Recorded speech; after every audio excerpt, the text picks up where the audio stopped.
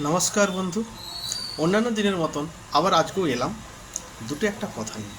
তো বন্ধু, আমি দীপক কুমার বিষয়, আবারও বলছি আমি Dipak Kumar Bishoi, MDRT DM club member, Medinipur branch, Kharagpur division. তো বন্ধু, আজ একটা ছোট্ট একটা কথা বা গল্পের মতন একটা জিনিস, তো যে জিনিসটা নিয়ে একটা ছোটো আলোচনা। তো এক আধার কার্ড, এক প্যান কার্ড, কিন্তু মানুষ আলাদা। একই আধার কার্ড, একই প্যান কার্ড, কিন্তু মানুষ আলাদা। এরকম কি হয়? কিন্তু হয়, কিন্তু হয় বন্ধু। একই আধার কার্ড, একই প্যান কার্ড, এক হলেও মানুষ কিন্তু আলাদা হয়। তো সেটা কেন হয় চলো বলা যাক। চলো। তো আমার এক খুব ভালো বন্ধু ছিল, ঠিক আছে? আমার এক ছোটোবেলাকার বন্ধু, একসঙ্গে কলেজে পড়েছি, আর একই সঙ্গে আমরা থাকতাম ছোটো থেকে।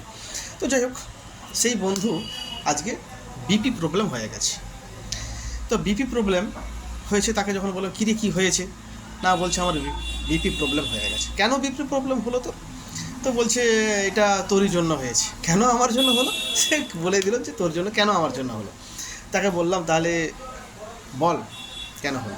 বলে আরে তুই যখন কলেজ টলেজে পড়তিস তখন খুব জোরে বাইক চালাতিস, তো আমি তো পেছনে বসতাম, তো সেই ভয়ে আমার তো বিপি প্রবলেম শুরু হয়েছে। তো ফ্রেন্ড, একটাই কথা, তো এতটাই জোরে হয়তো বাইক চালাতাম কি চালাতাম না জানি না, হয়তো ভুলে গেছি, অনেকটা দিনের ব্যাপার, তো আজ থেকে প্রায় 25-30 বছর আগের ব্যাপার।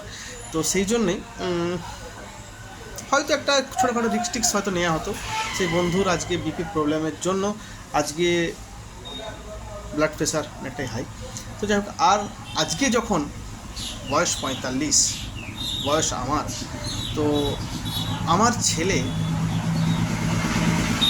যখন আমার পাশে বসে বা আমার পেছনে যখন বাইকের বসে, হয়তো আমি আস্তে আস্তে গাড়ি চালাচ্ছি, কারণ আজকে আমি দীপক বিষয় 45 বছর বয়সের। তখন সেই জায়গায় দাঁড়িয়ে আমার পেছনে আমার ছেলে বলছে, বাবা এতটা আস্তে আস্তে কেন চালাচ্ছ বাইক?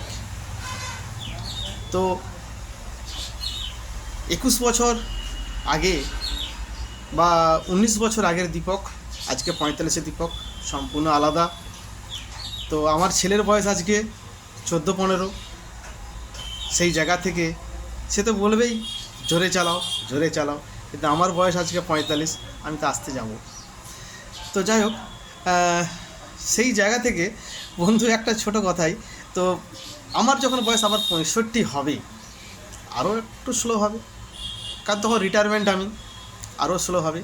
তো এই কারণেই আজকের দিনে দাঁড়িয়ে এক প্যান, এক আধার কার্ড মানুষ আলাদা আলাদা হয়ে যায়, কারণ যে বয়সটার সঙ্গে তারতম্য অনুযায়ী আলাদা আলাদা হয়ে যাচ্ছে।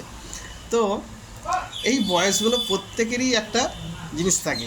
আজকে এক্সপিরিয়েন্স, মেটাফিজিক্যাল আর এনার্জি, এগুলো প্রত্যেকটাই আলাদা আলাদা হয়। কারণ একটা বয়সের সঙ্গে আরেকটা বয়স যখনই আমরা করিয়ে যাচ্ছি আলাদা আলাদা হয়। তো সেরকম বন্ধু বলবো, আজকের আপনি ফিনান্সিয়াল প্ল্যানিং যখন করতে যাচ্ছেন, তখন একটা খুব ভালো মতো রিটায়ারমেন্ট প্ল্যানিং অবশ্যই আপনার প্রয়োজন। তো সেই 65 বছরের দিকে তাকিয়ে, তো নিশ্চয়ই 14 বছরের ছেলের দিকে তাকিয়ে আপনি 65 বছরের কথা ভাববেন না। আপনি ভাববেন আপনার 65 বছর এজের কথা ভাবি। হ্যাঁ, হয়তো ভিডিওটা একটু লং হয়ে যাচ্ছে, তো যাই হোক যতটা শর্টে ভাব করার চেষ্টা করছি। এর জন্য আপনাকে এখনই একটা প্ল্যানিং করে নিতে হবে সেই 65 বছর এজের জন্য। তো সেই 65 বছর এজে একটা ব্যাংক, যখন আপনার চাকরি নেই, আপনি রিটায়ারমেন্ট, আপনার ব্যবসা করতে পারছেন না, আপনি রিটায়ারমেন্ট বাড়িতে বসে গেছেন, আপনি কার কাছে হাত পাতবেন, কার কাছে টাকা চাইবেন? ওই সময় মাসের 1 তারিখে বন্ধু যদি ব্যাংকটা সকালবেলায় খোলে 9:30টার সময়, আপনার অ্যাকাউন্টে টুং টুং করে মেসেজ বেজে যদি 1 লক্ষ টাকা করে প্রত্যেক মাসের 1 তারিখে ঢোকে, বন্ধু কেমন লাগবে? নিশ্চয়ই মনটা খুশিতে ভরে যাবে। কারণ আপনি যদি এখন থেকে প্ল্যানিংটা করে রাখেন, ওই 65 বছর বয়সে আপনাকে চুপচাপ হাতগুড়ি দিয়ে ঘামাগুড়ি দিয়ে ঘরে বসে থাকতে হবে না। আপনার অ্যাকাউন্টে নিশ্চিন্তে টাকাটা ঢুকে যাবে, ওই ব্যাংকের শাটারটা ওঠার অপেক্ষায় থাকবে মাসের 1 তারিখ। তো যাই হোক, তো সেই জায়গা থেকে অনেক বন্ধুরা বলে আমার প্রয়োজন নেই, কিন্তু এটাই তার প্রয়োজন 65 বছর বয়সে। তো মার্কেট উঠুক আর নামুক, যাই হোক না কেন, অ্যাকাউন্টে ঠিক টাকা আপনার চলে আসবে। আর একটা বিশ্বস্ত জায়গা গ্যারেন্টি কে দেয়? এলআইসি দেয়, এলআইসি দেয়, এলআইসি সেই গ্যারেন্টি দেয়। তো বন্ধু একটাই বলবো, এলআইসি করো, জমিদার বানো। জমিদার নয়, জিমেদার বানো। এলআইসি করো, জিমেদার বানো। নমস্কার।